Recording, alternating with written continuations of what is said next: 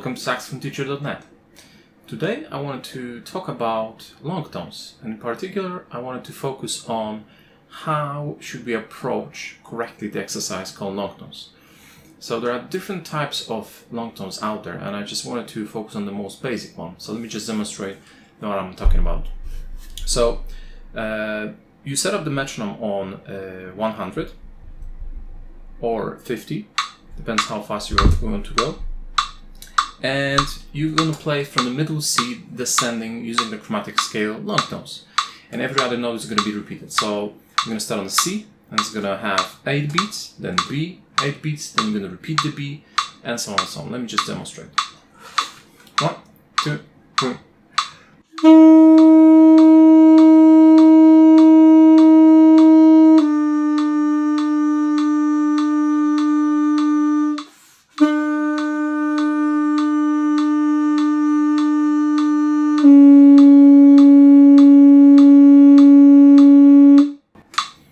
Of course, you can adjust the tempo to 50, in which case you're going to count only 4 beats per note. Now, what's very important to mention here is just actually a couple of things, which is the first thing that everyone forgets about is to contract their abdomen.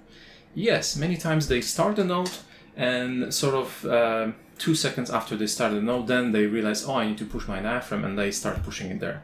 But it's really too late, because your embouchure already gets a penalty for that, and after a while it becomes a habit of yours in which you just constantly overuse your embouchure instead of diaphragm. Because if the diaphragm is not contracted correctly, then something else must compensate, and it's your embouchure.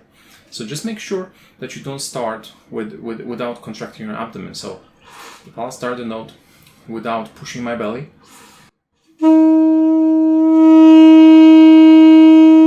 and then I increase, obviously you can hear the huge difference in sound. So let me do it again. I'll start without, and then I'm going to contract the abdomen. So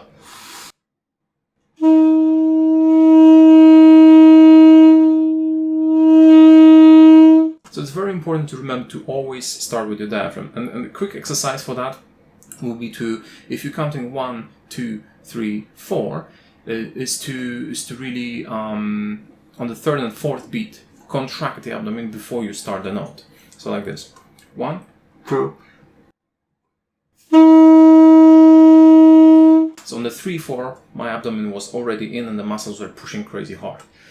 This way, before even letting go the breath out, I was ensuring that the sound is going to start correctly with the tongue. The other thing to mention about, other than the breath, is of course the range in which you play these exercises. So it's not enough to just literally stay between the middle C and the G. It's very important to practice all of these in the low register. Many times if you think, why is my low C squeaking or going up an octave, we want to blame the instrument, which sometimes it's true, but most of the time it's actually the way we do not support correctly from the diaphragm. And the fact that we don't spend enough time in that register as well. So ideal is to start in middle C and going all the way to the bottom B flat. So let me just show you from the low D downwards. Same way. 1. Let me put the metronome on again. 1, 2, 3.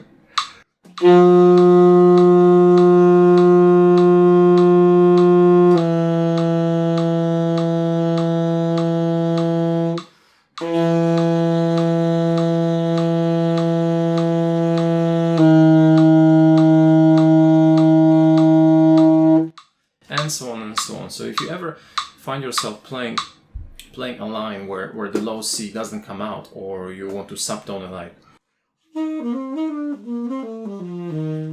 and every time you do so, try not to, and every time you're playing long tones, instead just make sure you play a full sound and you include those long tones in the low register. Similar thing happens in the upper register when you go beyond the G with an octave key to the high side key D and so on.